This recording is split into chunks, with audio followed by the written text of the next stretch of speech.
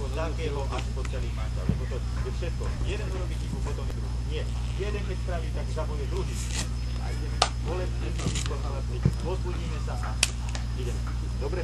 A pokúša sa ešte o strelbu z väčších vzdialenosti. Nebojte sa vystreliť. Nebojte sa to zakončiť.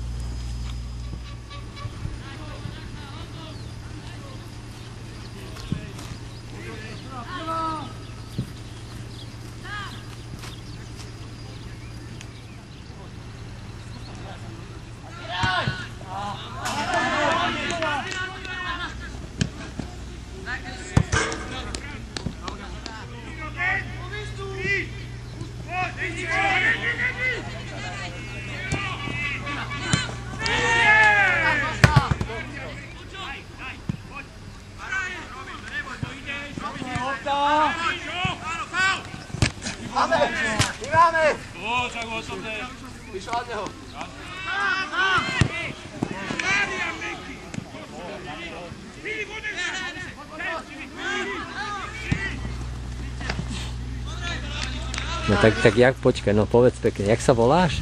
Kika Juhňová. A kto tu hrá futbal z tvojej rodiny? Môj bratranec. A jak sa volá? Miroslav Sedlák. Darí sa mu? Áno. Jak myslíš? Prečo sa mu darí? Podľa Dal čeho? už 2 góly a on je aj tak celkový športový typ. Áno. Áno. A on je odkiaľ? Rovno z Trnavy? Nie zo Špačinec. Aha. A hrával aj za Špačince alebo rovno za Spartak? Nie iba za Spartak. Áno. A chodíš často na zápasy? Áno. Aj na veľký futbal? Áno. Áno? Áno. A povieš, že zajtra? Áno. A koľko to skončí zajtra?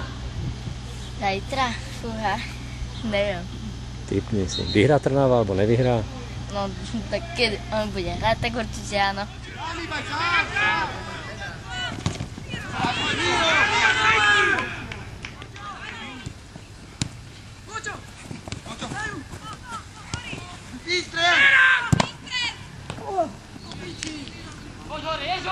Spokojnosť samozrejme s víťazstvom, to je jedna vec. Druhá vec aj s hrou.